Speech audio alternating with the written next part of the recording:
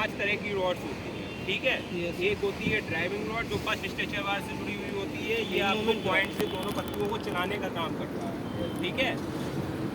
Second आपकी क्या होती है, 2 डिटेक्शन की रॉड होती है, एक नॉर्मल डिटेक्शन, एक रिवर्स डिटेक्शन, ठीक है। दोनों पोजीशन में बन रहा है पॉइंट, डिटेक्शन आना जरूरी है, तो इन्हीं डिटेक्शन रॉड की मदद से डिटेक्शन आता है। तीसरी होती है थ्रो रॉड और एक होती है फोर्स रॉड, कि कितने से फोर्स में चल रही है। तो इस तरह से ये 5 रॉडें होती हैं पॉइंट इलेक्ट्रिकल मोटर में बनी हुई, ठीक है। मैकेनिकल जैसे आपको बताया उसमें सिर्फ अकेले ड्राइविंग रॉड होती है जो उसमें। इसमें लॉकिंग व्यवस्था क्या है, इलेक्ट्रिकल लॉक है।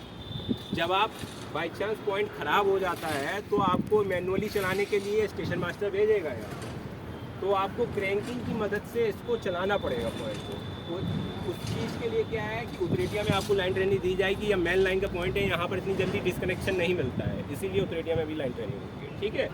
तो क्या होता है कि हम क्रैंकिंग हैंडल के थ्रू क्रैंकिंग करेंगे तो जिस तरफ चलाते हैं उसकी उल्टी तरफ हम क्रैंकिंग करते हैं, ये हमेशा ध्यान रखिएगा, वहाँ आप सीखेंगे इस चीज़ को, ठीक है। तो क्रैंक हैंडल के थ्रू करें। क्रैंकिंग तब तक कंप्लीट नहीं मानी जाती है जब तक कि आपको खट की आवाज़ नहीं आती। वो खट की आवाज़ क्यों आती है, जब आपका एक खांचा बंधा हुआ होता है, जैसे इलेक्ट्रिकल लॉक लगता है तो एक प्लंजर होता है इसमें, जिस तरफ जैसे बंद गया पॉइंट, उसके बाद उस पोजीशन में अंदर आपको पता चलेगा, वो कांटा जब प्लंजर गिर जाता है उस खांचे में तभी लॉक लगता है।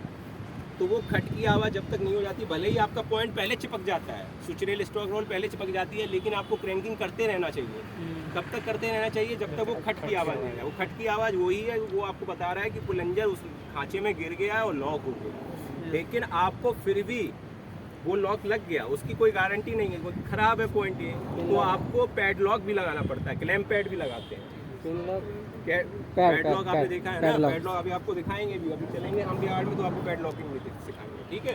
तो पैडलॉक लगाते हैं तो क्या है कि आपके जो ये बोला जाता है फुट ऑफ द टो बोलते हैं, मतलब पॉइंट का मुंह, उस पॉइंट के मुंह से 9 इंच तक में उस पैडलॉक को बांधा जाता है। इसलिए बांधा जाता है, इसके बाहर बांधोगे तो फिर इंश्योरिटी नहीं है, आपको ये इसको फाड़ भी सकता है रेल का पहिया, ठीक है।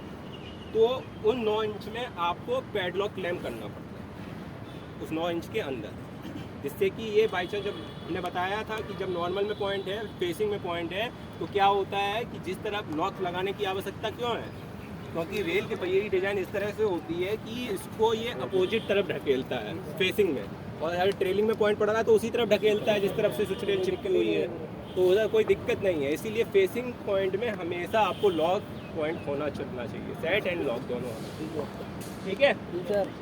आगे बात समझ